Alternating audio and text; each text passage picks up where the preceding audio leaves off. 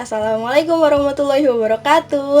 Selamat datang kembali di YouTube channel gue, Ben Story. Di video gue kali ini, gue akan nge-review drama Korea yang baru selesai penayangannya. Jadi drama ini tuh masih fresh banget. Dan drama ini tuh bergenre action, thriller, dan juga komedi. Tapi tenang aja, drama ini punya ciri khas tersendiri yang berbeda dari Good Casting yang gue udah review kemarin. Jadi penasaran? Buat kalian yang penasaran, sebelumnya jangan lupa ya subscribe dulu channel gue agar gue makin semangat untuk rajin upload video-video terbaru dan juga membantu gue untuk mengembangkan YouTube channel gue. Terima kasih. Oke guys, langsung saja kita review. Tim Bulldog of the Two Investigation adalah drama Korea yang bercerita tentang 5 orang yang memiliki profesi berbeda-beda tetapi memiliki tujuan yang sama, yaitu ingin menangkap penjahat dan juga mengungkap fakta di balik kejahatan tersebut. Jadi ada seorang program direktur stasiun televisi bernama Kang Muyong. Dia ini adalah orang yang sangat ingin mengungkap fakta di balik kejahatan dan juga ingin mendapatkan rating yang tinggi di acaranya tersebut. Kang Muyong ini karena dia ingin mendapatkan rating yang tinggi buat acaranya, jadi dia itu sering kali menggunakan cara-cara yang bisa terbilang konyol untuk menjebak dan menangkap si penjahat dan tentunya mengungkap kejahatan di baliknya. Jadi ada suatu kasus kayak penculikan perempuan dan si penculik ini menargetkan perempuan-perempuan yang bisa dibilang gampang lah untuk diculik lah ya, bisa dibilang lemah gitu. Jadi Kang Muyong ini menyamar seperti perempuan-perempuan yang sudah diculik, pokoknya dengan kriteria yang sama, dan akhirnya dia diculik dan dia menemukan tempat persembunyian si penculik dan ternyata tuh mereka segerombolan. Tapi di sini ternyata Kang Muyong ini memang sudah benar-benar mempersiapkannya. Dia mengajak temannya yang bernama Takwon. Takwon ini seorang mantan profiler detektif Korea yang akhirnya menjadi profiler swasta. Di sini Takwon itu bertugas mengendap-endap merekam kejadian penculikan tersebut. Tapi akhirnya sih Takwon juga ketahuan. Tapi ternyata mereka tidak hanya berdua. Ada juga seorang polisi bernama Jin Kang Ho yang mengikuti mereka berdua.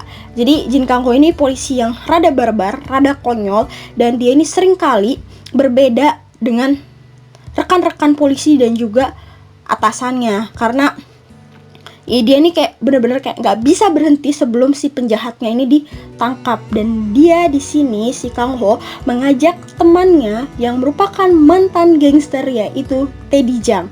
Akhirnya mereka berhasil menangkap si gerombolan penjahat penculikan. Cuman di sini Muyong ini ingin melakukan kesepakatan dengan Kang Ho bahwa polisi jangan dulu mengungkapkan siapa penjahatnya agar Muyong yang mengungkapkan dalam acaranya terlebih dahulu gitu. Cuman karena memang si Kang Ho ini bukan polisi yang punya jabatan, ya akhirnya tetap diungkapin lah. Di sini ya Muyong sebenarnya udah jengkel, tapi ternyata Muyong harus bertemu lagi dengan Kang Ho di kasus yang berbeda. Jadi ada kasus pembunuhan yang harus diungkap oleh Kang Ho siapa pembunuh sebenarnya, dan di saat penyelidikan Kang Ho lagi-lagi bertemu dengan Muyong, dan Muyong tentunya ingin mengungkap fakta untuk ditampilkan di acaranya yang bernama Cek Fakta. Di sini tuh sebenarnya Muyong sama Kang Ho nih punya cara yang berbeda dalam menyelidiki si tersangka. Cuman ya kita nggak bisa pungkiri kalau Muyong ini juga cerdik seperti seorang detektif. Makanya si Kang Ho ini juga meminta informasi dari Muyong dan akhirnya mau tidak mau mereka bekerja sama dan mereka akhirnya berhasil mengungkap siapa penjahat yang melakukan pembunuhan tersebut. Dan ternyata si tersangkanya itu adalah orang kembar yang menggunakan identitas kembarannya. Jadi kenapa dia tidak berhasil diungkapkan identitas pembunuh yang sesungguhnya? Karena dia menggunakan identitas kembarannya. Panjang pokoknya, jadi dia tuh kayak gunain identitas kembarannya untuk menutupi identitas dirinya. Makanya pas pertama kali dicurigai sama Kang Ho itu menangkap si kembarannya. Dan saat mereka bersama-sama nih, mereka berhasil menangkap penjahat yang sesungguhnya. gokil sih, emang rada-rada konyol mereka berdua itu. Sebenarnya Muyong dan Kang Ho tuh udah kayak nggak pengen ketemu lagi, cuman akhirnya mereka itu harus bertemu lagi di kasus yang berikutnya. Dan di sini Muyong dan Kang Ho dipertemukan di sebuah tempat, bisa dibilang tempat perias jenazah gitu. Tempat periasan jenazah itu adalah tempat milik temannya Muyong yang bernama Lee Ban-suk. Jadi ada sebuah kasus yang sudah lama tidak terjadi dan akhirnya terjadi kembali setelah salah seorang narapidana itu melarikan diri. Jadi akhirnya mereka nih mencurigai lagi si narapidana yang kabur itu karena kasus itu mirip dengan kasus si narapidana tersebut. Karena si Kang Ho ini sudah buntu, tidak menemukan di mana si tersangka, dan Kang Ho ini mencurigai ada tersangka lainnya. Begitu pula dengan Muyong. Muyong juga ingin mengungkapkan fakta, tapi dia tidak menemukan fakta yang sebenarnya. Akhirnya mereka ini mencoba untuk menyelesaikan bersama-sama di tempat periasan jenazah Lee Ban-suk. Lee Ban-suk ini tadinya mantan seorang pegawai NFS, atau kalau di kita itu namanya badan forensik. Dan jadi dia tuh jagolah untuk mengidentifikasi mayat. Dan di sini juga tentunya ada Takwon, si profiler yang nantinya juga dia jago untuk mengidentifikasi siapa tersangka sesungguhnya, dan juga mantan gangster Teddy Jung. Dan si tersangka yang dicurigain ini adalah temannya Takwon. Jadi Takwon ini kayak mati-matian berusaha meyakinkan kalau tersangka itu bukan temannya. Jadi kayak kejadian beberapa tahun yang lalu itu adalah kejadian salah tangkep oleh polisi. Jadi bukan penjahat yang sebenarnya. Penjahat yang sebenarnya itu masih berkeliaran, hanya saja dia mengganti metode kejahatannya gitulah. Dan setelah penyelidikan lebih lanjut oleh 5 orang ini, benar saja terungkap siapa penjahat yang sebenarnya. Karena pernah kejadian salah tangkap beberapa tahun yang lalu, akhirnya kepala polisi di kepolisian tempat Kang Ho bekerja ini harus mengundurkan diri. Ya dipecat lah kayak gitu. Sebenarnya setiap kali ada kasus pembunuhan, Kang Ho ini mencurigai seorang kakek-kakek yang beberapa tahun yang lalu Kang Ho ini gagal mengungkapkan bahwa kakek ini adalah tersangka dari pembunuhan yang sedang dia selidiki. Jadi saat itu tuh Kang Ho itu baru menjadi polisi, masih junior lah. Cuman lagi-lagi di kasus berikutnya Kang Ho ini gagal mengungkapkan kalau si kakek ini adalah tersangkanya. Dan akhirnya kembali ada pembunuhan yang mirip dengan pembunuhan beberapa tahun yang lalu. Jadi ada pembunuhan yang berbeda, bukan yang dituduhkan kepada temannya Takwon, tapi ini pembunuhan silet namanya.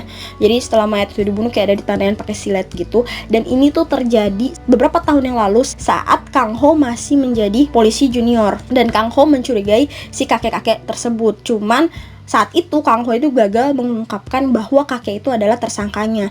Dan ketika kejadian kembali, Kang Ho ini berusaha untuk mengungkapkan siapa sebenarnya si kakek tersebut, apakah benar si kakek tersebut adalah tersangkanya. Dan di saat sedang melakukan penyelidikan, dia melakukannya kembali bersama keempat temannya, bersama Muyong, bersama Ban-suk, bersama Teddy Jang, dan juga Takwon. Karena teman-teman rekan polisi dan juga atasannya itu tidak mempercayai bahwa si kakek itu adalah tersangkanya, karena memang sebelumnya juga si kakek terbukti tidak bersalah. Tapi kayak si Kang Ho ini punya feeling kalau pembunuhnya tuh adalah si kakek. Nah akhirnya Kang Ho ini berhasil membuktikan bahwa si kakek tersebut adalah pembunuhnya. Dan tentunya Kang Ho ini membuktikan bersama keempat temannya. Dan mereka ini dijuluki dengan tim Bulldog karena kekonyolan dan kebarbaran mereka. Dan mereka ini akhirnya dijuluki tim Bulldog karena kekonyolan dan kebarbaran mereka. Jadi kayak udah capek-capek ngelidikin, udah keren-keren, gak jadi keren gitu tiap kali mereka yang nyelidikin. Hasilnya sih oke, cuman gaya mereka emang konyol dan barbar banget, jadi gak ada yang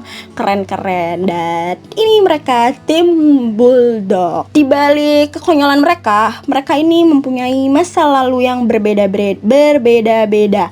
Di sini Kang Ho merupakan anak mantan polisi. Jadi bapaknya itu sudah meninggal dan dia ini mempunyai kayak warisan kekayaan dari bapaknya itu. Jadi dia tuh kayak punya black card credit card gitu. Tapi emang dia ini karena tidak mau mengulangi kesalahan apa yang sudah dilakukan bapaknya, jadi dia ini benar-benar selalu bersungguh-sungguh saat mengungkap penjahat dari suatu kejahatan. Dan si Kang Muyong, seperti yang tadi gue udah bilang, dia ini sangat mengejar rating untuk acaranya, yaitu Cek Fakta, sampai dia pernah membuat adiknya ini dipecat. Bukan dipecat, usaha adiknya ini bangkrut.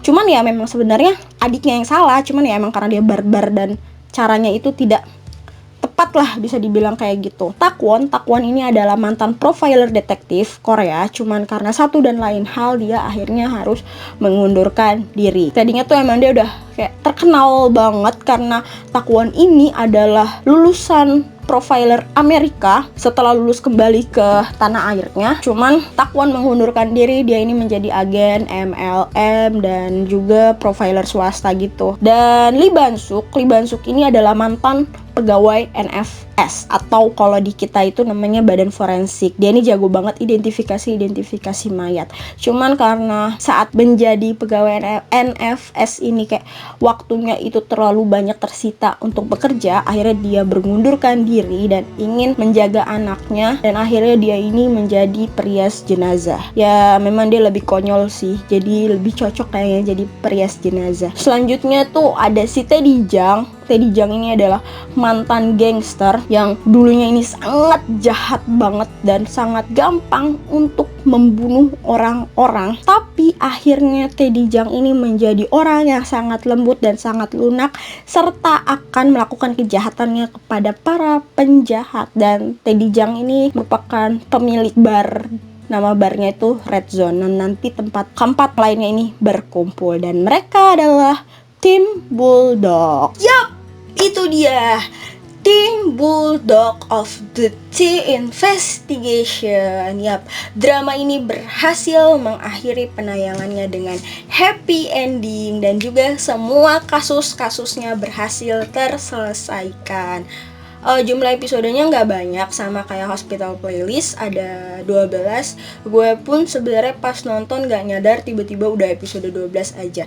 Kenapa? Karena drama ini tuh bener-bener keren banget. Jadi memang di drama ini tuh nggak ada unsur romansnya di antara mereka berlima, meskipun di sini tuh Kang Muyong satu-satunya cewek di antara kelima orang dalam satu tim ini, tapi nggak ada percintaan di antara mereka. Dan memang sosok Kang Muyong ini di sini adalah sosok yang kayak cewek konyol banget, gokil, ya rada amburadul tapi pinter banget menurut gue, karena dia bisa bersaing seperti detektif sih dalam mencari fakta-fakta itu. Jadi keren banget, dan secara keseluruhan sih emang bener-bener bagus drama ini.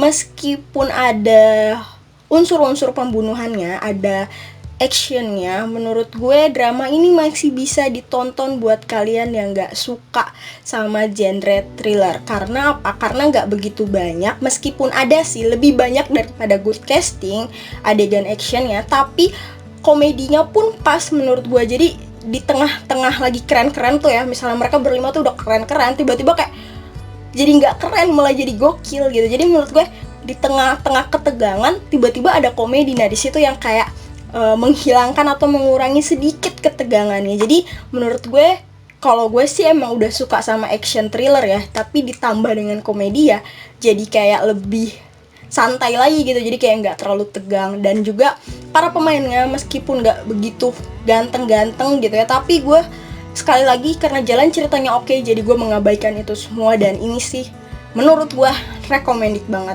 Semuanya menjiwai peran mereka masing-masing, bahkan di luar pemeran utama. Sebenarnya ending jalan ceritanya itu ada sedikit gantung, tapi dikit banget, yang pas bagian katanya udah benar-benar mau akhir, terus katanya si tersangkanya itu berhasil kabur. Tapi menurut gue sih, kalau memang udah sering nonton drama Korea pasti kita udah terbiasa ya. Dan mungkin saja maksud daripada si sutradaranya itu ingin penonton itu berimajinasi sendiri untuk endingnya. Jadi ya menurut gue gak perlu lah ada season 2. Dan emang drama ini tuh udah porsinya pas banget. gitu. Hanya saja menurut gue terlalu dikit episodenya, terlalu sedikit. Gue aja udah kaget tiba-tiba udah abis dong, gila kan.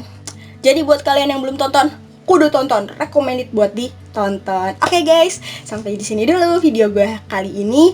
Jangan lupa ya, buat yang belum subscribe, sekali lagi nih gue ingetin, subscribe ya. Klik tombol merahnya, klik. Terus, kalau kalian suka sama video ini, jangan lupa ya di like dan juga di share ke teman-teman kalian. Jangan lupa juga komen di kolom komentar, kasih masukan yang membangun untuk YouTube channel gue. Jangan lupa juga ya, nyalakan lonceng notifikasinya. Nantikan terus video-video gue selanjutnya. Wassalamualaikum warahmatullahi wabarakatuh. Bye-bye.